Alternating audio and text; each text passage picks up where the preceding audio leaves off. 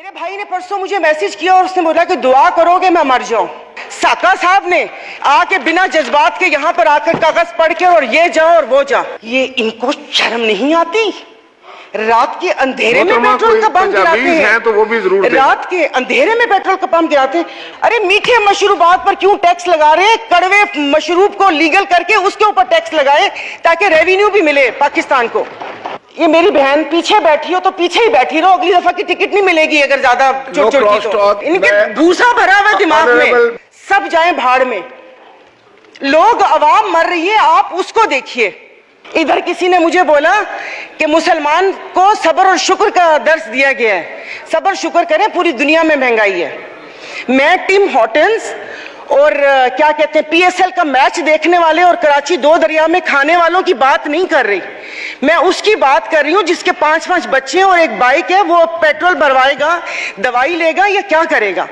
इन्होंने यहाँ पर वो कहते हैं कि शहद में घोल घोल के यहाँ पर सारा ये बजट बता दिया।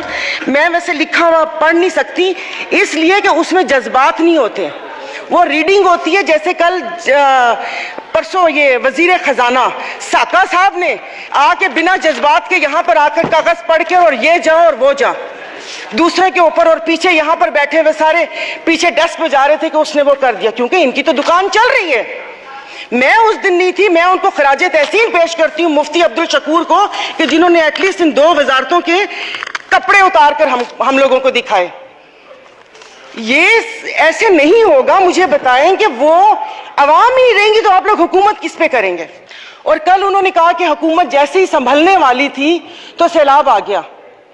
तो जनाब स्पीकर मुझे माफ कर दीजिए, जिस वक्त सैलाब आया तो उस वक्त तो हम अपनी जिंदा दिली का सबूत दे रहे थे। 75 करोड़ अवाम के खून पसीने और टैक्स की कमाई से हम यहाँ पर तकरीबात कर रहे थे। और मजे की बात है, प्लीज, मतलब मैं बहुत आराम से बात कर रही हूँ, कोई तंज नहीं करूंगी, कि अभी आइन की तकरीबात का आगाज हुआ है। क्या आइन के आर्टिकल 3 आई थिंक 27 या 35-36 आगे, क्या उस पर यह रियासत पूरा उतरती है?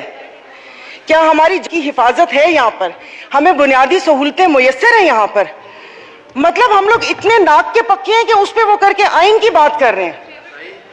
और ये हालात इस नहज तक ना पहुंचाएं कि हम अपनी बड़ों की कुर्बानियों को बेफजूल समझें, क्योंकि गोरे से तो लेके रहेंगे पाकिस्तान, ये नारे लगाकर हमने आजादी तो ले ली, अब मैं किससे आजादी मांगूं? क्या गोश्त खाने के लिए हमने आजादी मांगी थी कि खुला गोश्त यहां पर खाने को मिल जाए? उसके अलावा तो कुछ भी नहीं है। और मुझे माफ कर दीजिएगा कि उस कश्मीर वाले दिन में यहां पर ना वजीर आजम थे, ना वजीर खारजा थे, ना दिफा मिनिस्टर थे, और ये यहाँ पर कश्मीर का वो हो रहा था। और जो मोदी की कहानी सुना रहे थे, मुझे तो एक सेकंड के लिए, मैं तो उस वक्त आई थी, मैं समझी कि आप शायद यहाँ के हालात सुना रहे हैं। मुल्क को पता नहीं आप लोगों ने कहां से कहां पहुंचा दिया। टैक्सीज की बात करें, जैसे अभी मेरे भाई ने बोला कि रमजान आने वाला है, मशरूबात पर, अरे मीठे मशरूबात पर क्यों टैक्स लगा रहे हैं? कड़वे मशरूब को लीगल करके उसके ऊपर टैक्स लगाए ताकि रेवेन्यू भी मिले पाकिस्तान को। मीठे मशरूबात है, गरीब रोजा रख के एक उसकी ख्वाहिश होती है रूह अफ़ज़ा पीने की या वो करके, और उन्होंने कहा बाकी चीजों पे टैक्स नहीं लगा। मुर्गी गोश्त महंगा नहीं हुआ, वो अल्हम्दुलिल्लाह हमारे पाकिस्तानी खुद ही महंगा कर लेंगे। जनाब स्पीकर, अभी वजीर आजम साहब ने कहा था कि ये जो थर कोल है ये गेम चेंजर होगा, उसके ऊपर तो टैक्स लगा दिया, वो क्या गेम चेंजर होगा? और नहीं, उसको हलाल कर दे, मीठा तो गरीब पीते हैं, आप लोगों को उसको लीगल करके उसके ऊपर टैक्स लगा देना चाहिए। तो जनाब स्पीकर, ये सब बैठ के इसके मसले को, मेरी बात सुनिए मोहतरमा, मैं एक तवज्जो आपकी दिलाना चाहता हूँ कि सेनेट की तरफ से फाइनेंस सप्लीमेंट्री बिल पर सिफारिशात मौसूल हो चुकी हैं, जिनकी कापियां आपको मुहैया कर दी गई हैं, लिहाजा आप उन पर भी बहस करना चाहें तो कर सकती हैं। सर, अभी कौन सी कॉपियां? और आज हालात तो यहाँ पर है कि आज पावर की मीटिंग है और रात को 90 सफ़ों का एक पम्फलेट आ गया था। मैं 90 सफ़े रात को बैठ के पढ़ती और ये यहाँ पर आके करती। जनाब स्पीकर, ये ऐसी बात करते हैं यहाँ पर। अब मैं, सायरा बानो नाम है, एक्टिंग भी बहुत अच्छी करती हूँ। इन सब की आवाज के साथ इनको इनका कोरम याद दिलाऊंगी। जो यहाँ पर 5 दिन लगातार आप करो तो हलाल, आप अपनी तकरीर जारी रखिए। आप अपनी तकरीर तो ये यहाँ पर जनाब और स्पीकर नो इनको क्रॉस टॉक प्लीज। ऑनरेबल मेंबरान एक दूसरे से क्रॉस टॉक नहीं कर सकते किसी सर, सूरत फर्क में। नहीं पड़ता ना, जी, दिल प्लीज। दुखा हुआ हो तो तब ना। मैं आपको अपना से शेदादपुर में 2 हफ्ते पहले 1 हफ्ते में 4 खुदकुशी हुई है। और मैं इस ऐवान के सामने कहती हूँ कि ठीक है मेरे हस्बैंड वेल ऑफ हैं, बट मैं एक मिडिल क्लास फैमिली से हूँ। मेरे भाई ने परसों मुझे मैसेज किया और उसने बोला कि दुआ करोगे मैं मर जाऊं। और वो सिर्फ एक मेरा भाई नहीं है, मैं पूरे अपने जो भाई जिनका राब्ता मुझसे नहीं है मैं उनकी मैं बात कर रही हूं। जनाब स्पीकर, कल मैं गई थी, वो जिस बंदे ने 4 टमाटर और 4 आलू लेकर 400 उसके पास नहीं थे, उसने पर्स निकाला, मैं शर्म से गड़ के मर गई। 272 लीटर पेट्रोल आप लोगों ने मुश्किल करनी है तो आप V8 और बड़ी बड़ी ग्रैंड क्रूजर को 500 लीटर पेट्रोल देना। गरीब को आप दवाइयां तो वो दवाई नहीं मिलती। सरकारी अस्पताल का आपने हाल देख लिया। मैं प्लीज आप मार दें, आप प्लीज मार दें। ये मेरी बहन पीछे बैठी हो तो पीछे ही बैठी रहो, अगली दफा की टिकट नहीं मिलेगी अगर ज्यादा no cross talk. Honourable speaker, मतलब इनके दिमाग मिले ही नहीं उन लोगों से, इनके भूसा भरा हुआ दिमाग में। ऑनरेबल मेंबर आप मुझे एड्रेस करें और नहीं no सर, cross ये talk, ऐसे please। बोलती कोई काम है नहीं, पार्टी में कोई पूछता है नहीं, और यहाँ पर आके सिर्फ ये 4 अल्फाज बोल के और उसको वो कोशिश करती है कि हमने भी उंगली कटवा के शहीदों में नाम लिखवाया है। मतलब ये कौन लोग हैं? आप जारी रखें। तो आप मुझे बताइए, अशराफिया तो चली जाएगी यहाँ से, तो हम बदमाशियों को मार देना कि इस मुश्किल हालात में भी जीने की ख्वाहिश रखते हैं, ये बदमाशी नहीं है तो और क्या है? इज्जतें नीलाम हो। अभी तो पहले किसी ने मुझे कहा कि आगे क्या होगा, बच्चे तो बिकते थे, इज्जतें भी नीलाम होती थी। आई एम सॉरी, भले आप एक्सपेंस कर दीजिएगा अल्फाज, पहले ढके छुपे होती थे, अब खुलेआम होंगी। और मैं इज्जत नहीं बोलूंगी, जिस्म फरोशी बोलूंगी, क्योंकि अगर इज्जतें बिक्री होती तो सब खरीद लेते, फिर बिल लाने की जरूरत ना पड़ती कि इज्जत दो हमें। सब यहां पर बैठे हुए इज्जतें खरीद लेते अगर इज्जत बिक रही होती। तो आप मुझे बताएं कि कोई लाए अमल दे दें कि अगले 5 साल तक ये मुश्किल हालात बर्दाश्त कर लो या 10 साल तक बर्दाश्त कर लो, तो फिर भी तसल्ली हो कि ठीक है मैं नहीं रही तो ठीक है मेरे बच्चे उसमें रहेंगे।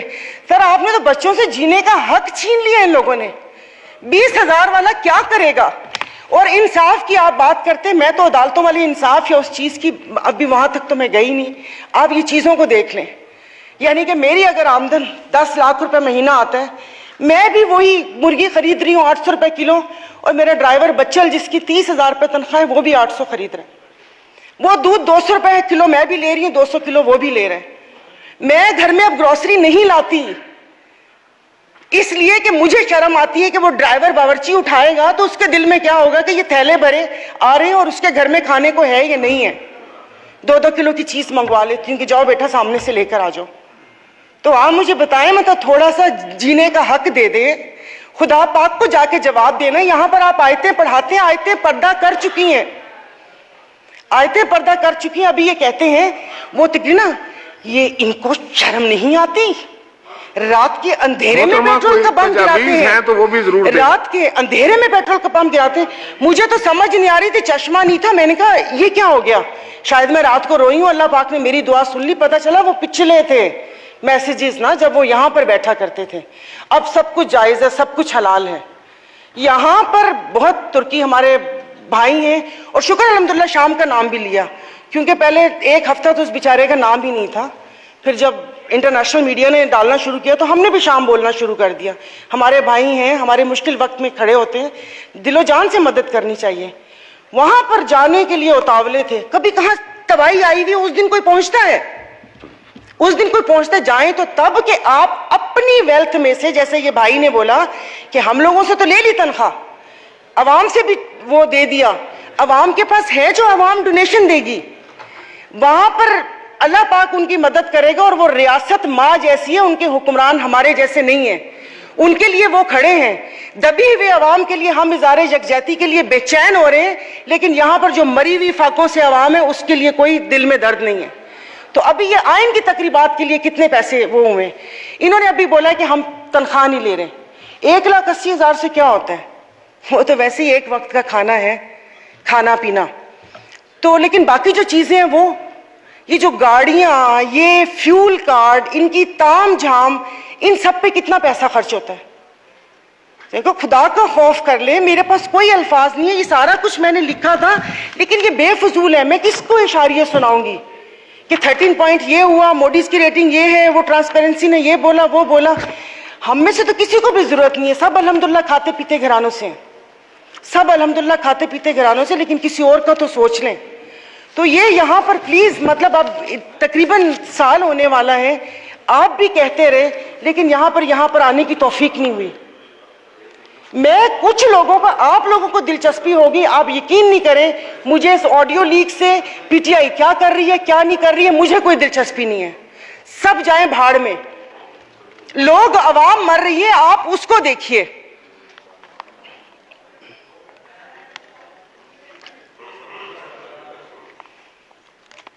तो खुद ही कह लेते इनसे सिफारिश क्यों करवाएं। मोहतरमा कंक्लूड कीजिए, वाइंड अप कर ले।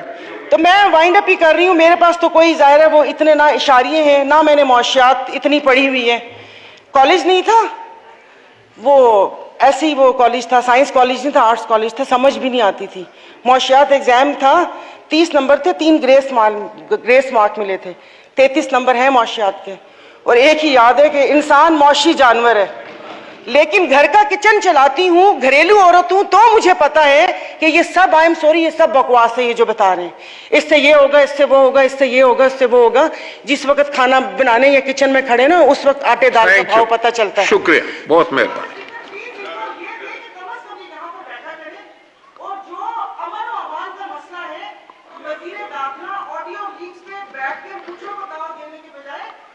शुक्रिया,